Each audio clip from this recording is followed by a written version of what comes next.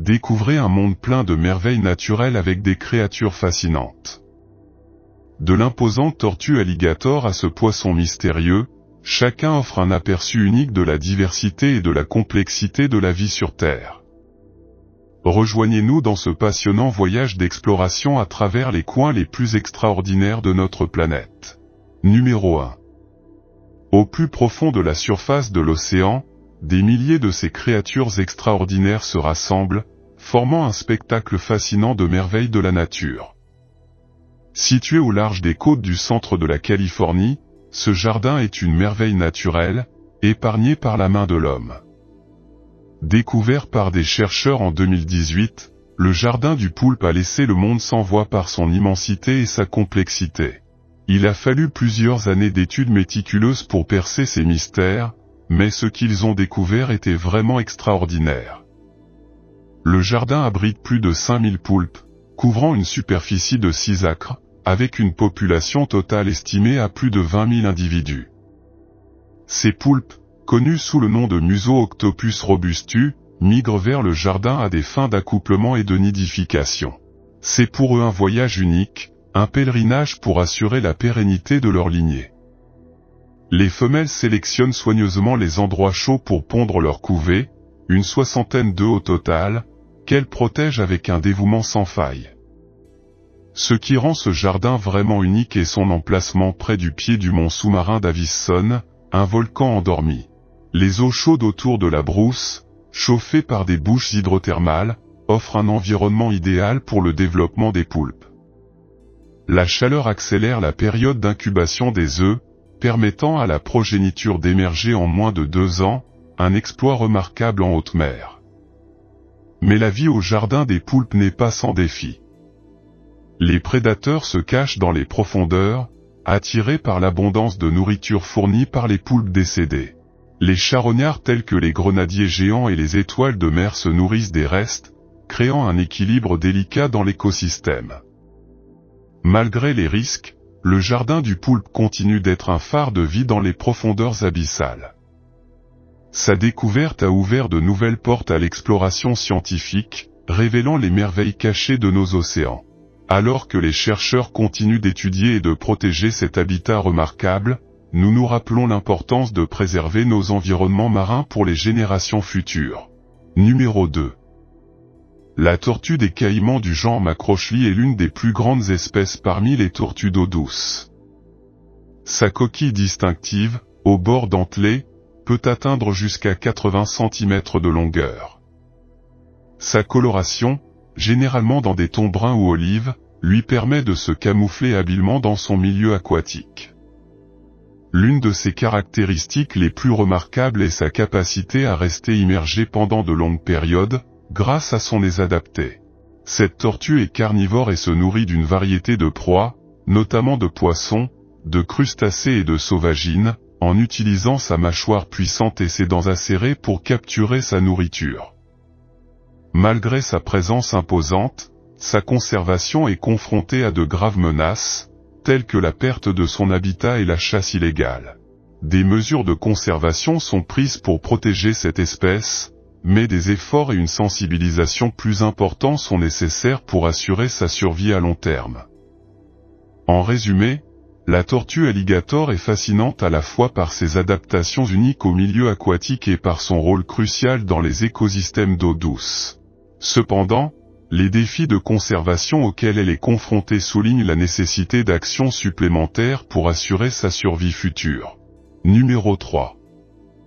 Le crocodile gavial, une espèce fascinante connue pour son apparence unique et ses adaptations aquatiques. C'est un grand reptile que l'on trouve dans les rivières d'eau douce du sous-continent indien. Sa particularité est son museau long et fin, qui représente plus de la moitié de sa longueur totale. Ce reptile est un nageur habile et se nourrit principalement de poissons, grâce à sa structure de mâchoire spécialisée. Leurs dents acérées et pointues sont idéales pour attraper des proies aquatiques. Le crocodile gavial préfère les habitats aux eaux calmes et douces, comme les rivières et les estuaires. Malgré son apparence imposante, il est considéré comme en voie de disparition en raison de la perte de son habitat, de la pollution de l'eau et du braconnage. Des efforts de conservation sont mis en œuvre, tels que des programmes d'élevage en captivité et la sensibilisation du public à l'importance de préserver leur habitat naturel. En résumé, le crocodile gavial se distingue par son museau long et fin, adapté à la chasse aux poissons. Bien qu'elle soit confrontée à des défis de conservation, des efforts sont en cours pour protéger cette espèce unique et contribuer à sa préservation à l'état sauvage. Numéro 4. Promacototi, un intrigant habitant des profondeurs océaniques, se distingue par sa singularité morphologique, défiant les limites de notre compréhension. Avec une tête visiblement grande et aplatie, des yeux qui semblent presque lumineux dans l'obscurité et de courts tentacules qui lui donnent un aspect énigmatique, ce calmar est une véritable merveille de la nature. Plus fascinant encore est la présence de nageoires allongées sur la partie supérieure de son corps, une caractéristique particulière qui le distingue parmi les créatures des abysses. Leur habitat en eau profonde constitue un défi pour les scientifiques, car les conditions extrêmes rendent difficile l'étude de leurs habitudes et de leur comportement. Le manque d'informations sur cet être mystérieux ajoute une aura d'intrigue à son existence. Malgré cela, les efforts de recherche persistent, motivés par le désir de percer les secrets entourant Promacototi. La quête pour mieux comprendre son écologie et sa biologie est un chemin plein d'incertitudes mais aussi d'étonnement. Chaque nouvelle découverte sur ce calmar énigmatique nous rapproche un peu plus de la compréhension de la complexité et de la diversité de la vie dans les profondeurs des océans, nous rappelant qu'il y a encore beaucoup à explorer et à découvrir dans les profondeurs de notre planète. Numéro 5. Les vers à ruban sont un groupe de parasites appartenant au phylum des platyhelminthes, et plus précisément au groupe des Estodia. Ces parasites plats ont un corps allongé et aplati qui ressemble à des rubans, d'où leur nom commun. Les cycles de vie du ténia impliquent généralement 2 hôtes ou plus. Généralement, l'hôte intermédiaire est un animal herbivore ou carnivore qui ingère les œufs ou les larves d'Estodia. Une fois à l'intérieur de l'hôte, les larves se développent sous des formes appelées cysticerques. Lorsqu'un animal tel qu'un mammifère consomme la viande crue ou insuffisamment cuite de l'hôte intermédiaire, des cysticerques sont libérés dans le tube digestif. Il adhère ensuite à la muqueuse intestinale et se transforme en ver adulte. Certaines espèces de ténia peuvent parasiter les humains, provoquant des affections telles que la téniase, qui est une infection par des ténias adultes dans l'intestin humain. Cela peut se produire en consommant de la viande crue ou insuffisamment cuite contenant les larves de ces parasites. Il est important d'observer des pratiques d'hygiène et de bien cuire les aliments pour prévenir l'infection par les ténias et autres parasites d'origine alimentaire. Si une infection est suspectée, des soins médicaux doivent être recherchés pour un diagnostic et un traitement approprié. Numéro 6. Chiasmodon niger est une espèce de poisson des grands fonds qui appartient à la famille des Chiasmodontidae. Il est communément connu sous le nom de gobelet noir en raison de son apparence sombre et de ses habitudes alimentaires uniques. Ce poisson se trouve dans les profondeurs de l'océan, plus précisément dans la zone mésopélagique, où la lumière du soleil pénètre à peine. Certaines caractéristiques notables du Chiasmodon niger incluent sa petite taille, généralement environ 10 cm de longueur, et sa mâchoire extensible qui lui permet d'avaler des proies plus grosses que son propre corps.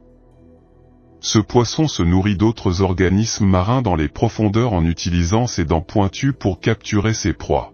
Chiasmodon niger a fait l'objet d'un intérêt pour la recherche biologique en raison de son adaptation unique à l'environnement abyssal et de son comportement alimentaire spécialisé.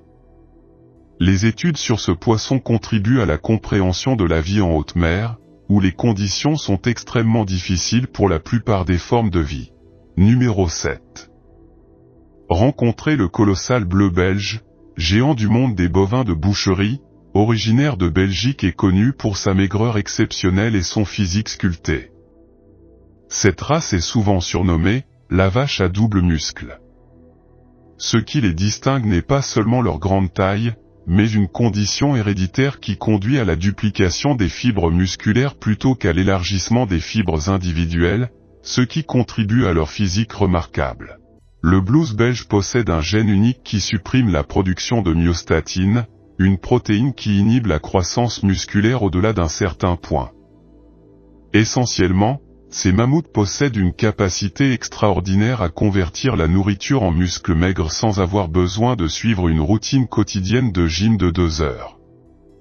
Malgré sa musculature intimidante, n'ayez crainte, car le bleu belge est connu pour son tempérament doux. Sa double musculature contribue non seulement à son physique impressionnant, mais produit également une viande à faible teneur en graisse, une qualité très recherchée sur la scène culinaire d'aujourd'hui. Les taureaux adultes ont un poids compris entre 1100 et 1250 kg, avec une hauteur au garrot de 0,45 m à 1,5 m. À noter que les individus pesant plus de 1300 kg ne sont pas rares. Les femelles, les vaches, atteignent un poids de 850 à 900 kg et une hauteur supérieure à 1,4 m. Essentiellement, ces créatures colossales témoignent de la capacité de la nature à produire des animaux massifs et étonnants au tempérament docile. Numéro 8. Le mégalodon, salué comme le monarque des requins, détient le titre prestigieux d'être le plus grand requin à parcourir les océans et fait partie des poissons les plus colossaux de l'histoire enregistrée. Imaginez un monde où des requins de 15 mètres de long naviguent sur les mers. Être pêcheur à une telle époque redéfinirait certainement le métier. Le mégalodon était 3 fois plus nombreux que le plus grand requin blanc jamais enregistré, arborant une bouche ornée de dents de 18 pouces de long et acérées comme des rasoirs, ce qui lui a valu à juste titre son nom, qui se traduit littéralement par « dent géante ». Ce géant préhistorique possédait un formidable arsenal de 276 grandes dents et sa force de morsure reste inégalée par aucune créature ayant jamais peuplé notre planète. Prospérant il y a plus de 20 millions d'années, le mégalodon régnait en maître, semant la terreur dans les océans jusqu'à son extinction il y a 3,6 millions d'années, chassant principalement les baleines et les gros poissons. Sa taille colossale nécessitait une ration alimentaire importante. Imaginez la force et l'ampleur étonnante nécessaires à un prédateur pour traquer la baleine à bosse. La mâchoire du mégalodon mesurait à elle seule entre 9 et 11 pieds de large, suffisamment large pour avaler sans effort 2 adultes humains côte à côte en une seule bouchée. Sans aucun doute, cette créature monstrueuse est l'un des prédateurs les plus dominants qui ont régné sur notre planète. Numéro 9. Il existe 2 variétés différentes d'éléphants de mer, le nord et le sud, chacun présentant des différences notables. L'éléphant de mer du nord habite principalement les îles au large des côtes de la Californie et de la Basse-Californie, tandis que son homologue du sud prospère dans les eaux subantarctiques, près de la banquise antarctique, ce qui témoigne de sa préférence pour un environnement plus froid. Non seulement les éléphants de mer du sud sont plus exigeants dans le choix de leur habitat, mais ils ont également une durée de vie nettement plus longue que leurs parents du nord. Les éléphants de mer du sud peuvent vivre une durée impressionnante de 20 à 22 ans, tandis que leurs homologues du nord ont une durée de vie moyenne de seulement 9 ans. Aujourd'hui, nous nous concentrons sur l'éléphant de mer du sud, le plus grand de son espèce sur la planète. Les éléphants de mer mâles du sud peuvent atteindre des longueurs étonnantes de plus de 20 pieds et transporter un poids stupéfiant de 8800 livres, une masse vraiment remarquable. Le surnom, éléphant, est dérivé de leur museau vague en forme de trompe. Pendant la saison des amours, ces créatures colossales se rassemblent en grand nombre. C'est un spectacle où les éléphants de mer mâles se livrent à des parades vigoureuses pour gagner la faveur des femelles. Pour eux, la saison des amours est une compétition féroce, où la taille et le volume déterminent le partenaire le plus désirable. Les combats entre ces mâles colossaux peuvent devenir assez violents. Au XIXe siècle, l'éléphant de mer était menacé d'extinction à cause de la chasse, tombant à moins de 100 individus. Étonnamment, l'espèce s'est rétablie et sa population s'élève désormais à environ 100 000 individus. Ce regain d'intérêt est dû à l'énorme libido de ces magnifiques mammifères, qui se livrent avec ferveur à des rituels combatifs pour assurer leur rôle dans la perpétuation de leur espèce. Numéro 10. Plongez-vous désormais dans le monde fascinant du ligre, un intrigant mélange issu du croisement entre un lion mâle et une tigresse.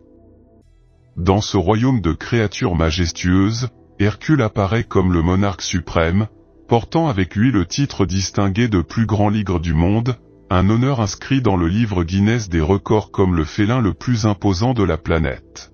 Le nom Hercule va comme un gant à ce félin exceptionnel, avec une longueur étonnante de 10 pieds et un poids impressionnant de 921 livres, équivalent à la taille d'un cheval adulte. Pour Hercule, survivre dans la nature serait un défi en raison de ses proportions énormes. Imaginez la difficulté de chasser une proie lorsqu'aucune cachette ne peut être trouvée. Mais pourquoi est-ce si colossal? Dans le monde des lions mâles, la taille est égale à l'importance, plus grande étant meilleure.